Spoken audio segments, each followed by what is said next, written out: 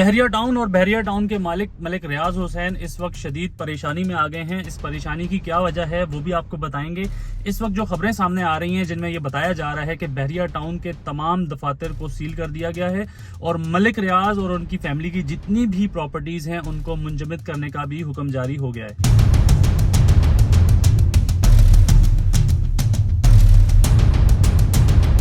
अच्छा, वीडियो में आगे बढ़ने से पहले मैं एक बात करना चाहूंगा कि बहरिया टाउन की हिस्ट्री की बात कर लेते हैं। अगर बहरिया टाउन की आप हिस्ट्री की बात करें तो बहरिया टाउन वो इदारा है जिसने मैं समझता हूं कि पाकिस्तान की रियल एस्टेट का नक्शा बदल दिया।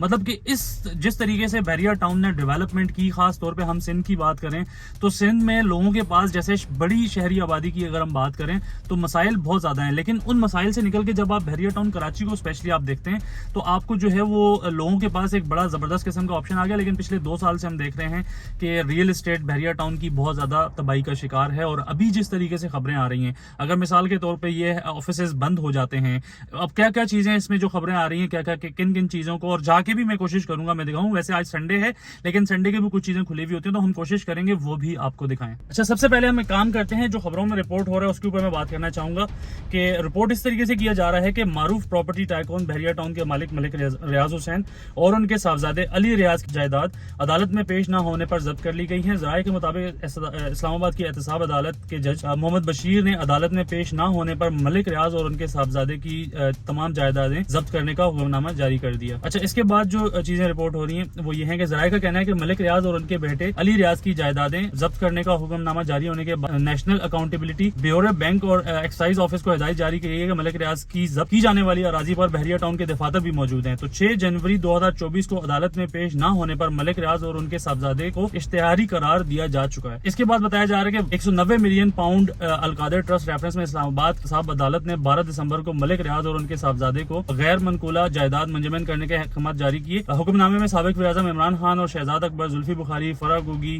वकील जिया नसीम की जायदादें भी मुंजमद करने का हुक्म दिया था। अदालत ने कमर्शियल बैंकों को हिदायत की थी कि वो बाप बेटे के खाते मुंजमद कर लें, सरमाया निकालने की इजाजत ना दें। मुल्की जायदादों से किराए की आमदनी के लिए एडिशनल डायरेक्टर को बतौर सेवर मुकर्रर करने की हिदायत की थी। मलिक रियाज और अली रियाज की 190 मिलियन पाउंड केस में इख्तियारी करार देने के बाद इनके असासे मुंजमद करने का हुक्म जारी किया गया था। अच्छा, मलिक रियाज और उनके बेटे की जायदादें जो जब्त की गई हैं उनमें जो डिटेल सामने आ रही हैं उसमें 78 बैंक अकाउंट्स हैं जिसमें गाड़ियां भी शामिल हैं और साथ साथ दफातर हैं, क्लब्स हैं, सिनेमा है और इसके अलावा अगर हम बात कर लें बेटे की 405 कनाल जमीन भी शामिल है। और इसके अलावा मैं बात करूं कीमती गाड़ियां, ट्रैक्टर्स भी शामिल हैं। तो अच्छा, बात करें हम बहरिया टाउन में तो आज संडे का दिन है, दफातर के बारे में तो हम नहीं बात कर पाएंगे क्योंकि आज संडे ऑलरेडी बंद होते हैं। लेकिन मैं थोड़ी सी जो है ना, मेरा वीडियो का ये मकसद है, ये सारी खबरें आप लोग सुन चुके होंगे। मैं जो आपको बताना चाह रहा हूँ ना वो बात बिल्कुल थोड़ी सी अलग है। ये सिक्योरिटी वाले आ रहे हैं, हम वीडियो बना रहे हैं, मुझे जल्दी मैं वीडियो बना रहा हूँ, मैंने कहीं जाना था, मैं यहाँ रुका हूँ तो ये आप देख भी सकते हैं। ठीक है, ये आ गए हमारे पास।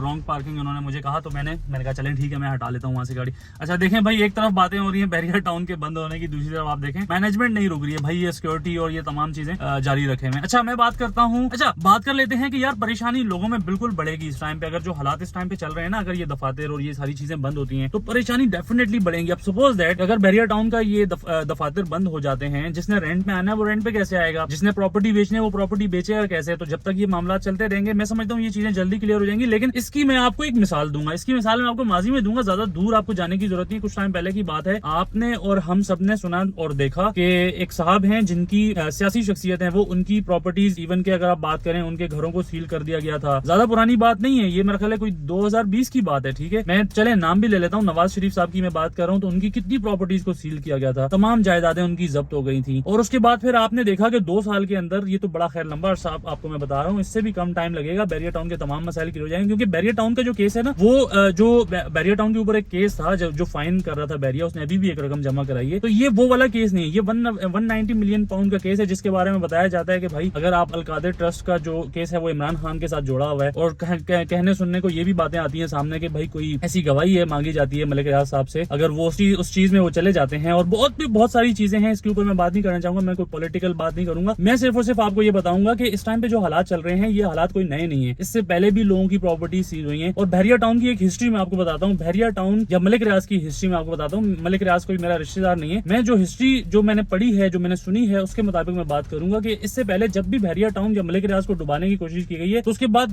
मलिक रियाज जो उभर के निकला है या बहरिया टाउन जो उभर के निकला है ना, वो आप इमेजिन नहीं कर सकते। अगर मैं बात करूं 2018 का जो केस हुआ, बहरिया टाउन डूब चुका था। बहरिया टाउन को यहाँ वाकई सील, बहरिया टाउन को सील कर दिया गया था, दफातर को नहीं, बहरिया टाउन को सील कर दिया गया था। अगर आप गेट से एंटर होते थे, ये पुरानी बात बता रहा हूं मैं आपको, तो उसके बाद जो बहरिया टाउन का अरूज आया वो सारी दुनिया ने देखा। बहरिया टाउन ने नक्शा बदल दिया, कराची की मैं बात कर रहा हूँ, बहरिया टाउन कराची का नक्शा बदल गया। हाई राइज बिल्डिंग्स में इतना शदीद, इतना तेजी से काम स्टार्ट हुआ और उसके बाद प्रॉपर्टी बहुत उरूज पे गई। खैर देखते ही देखते फिर पाकिस्तान के जो हालात हैं वो आप सबके सामने दोबारा से सवाल शुरू हुआ, सिर्फ और सिर्फ बहरिया टाउन का नहीं, ओवरऑल मैं बात कर रहा हूँ। तो अगर आप ये सोच के परेशान हो रहे हैं कि यार अगर ये दफातर बंद हो गए तो बिल्कुल तबाह हो जाएगा या इस तरह कुछ होगा, यकीनन वक्ती तौर पे परेशानी होगी, लेकिन ये कहना कबल अज वक्त है। बहरिया टाउन कराची की जो सूरत हाल है वो अभी क्लियर नहीं है। आज संडे का दिन है, कल मंडे है, सारा कुछ क्लियर हो जाएगा। तो आप इस तरह बहुत ज्यादा परेशानी में जाने से बेहतर है आप थोड़ा मामलात को देखें। हम उम्मीद करते हैं ये चीजें इंशाल्लाह ताला जरूर बेहतर होंगी। तो खैर ये थी अभी तक की खबरें, देखते हैं आगे जाके कहानी किस तरफ बैठती है, ऊंट किस तरफ बैठता है, जाके ये चीजें आगे जाके क्लियर होंगी। उम्मीद करते हैं यार सारी चीजें बेहतर हो जाएं। अभी तक घबराने की बात नहीं है। जो लोग आपको अफवाहें फैला रहे हैं ना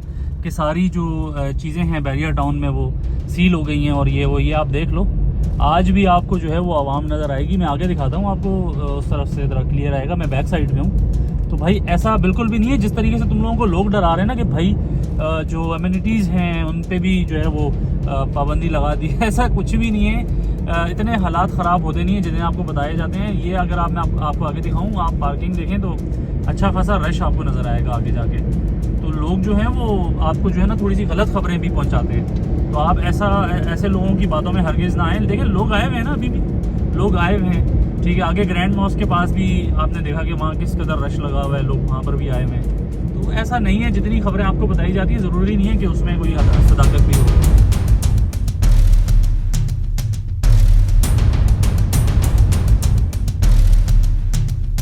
तो मैं इजाज़त चाहूँगा आज की वीडियो से। इंशाल्लाह ताला कल या इसके बाद जो भी खबरें आएंगी, जो भी कंफर्म न्यूज़ आएगी, वो आप तक रखने की कोशिश करेंगे। और यहाँ पे जो हालात चल रहे हैं, क्या हालात हैं और क्या हालात होंगे आने वाली वीडियोस में, आपको अपडेट करने की कोशिश करेंगे। खैर इजाज़त चाहूँगा आज की वीडियो से। इंशाल्लाह ताला एक दफ़ा फिर नेक्स्ट वीडियो में दोबारा मुलाकात होगी। तब तक के लिए सैयद साजिद हुसैन शाह को इजाज़त दें। अल्लाह हाफिज़।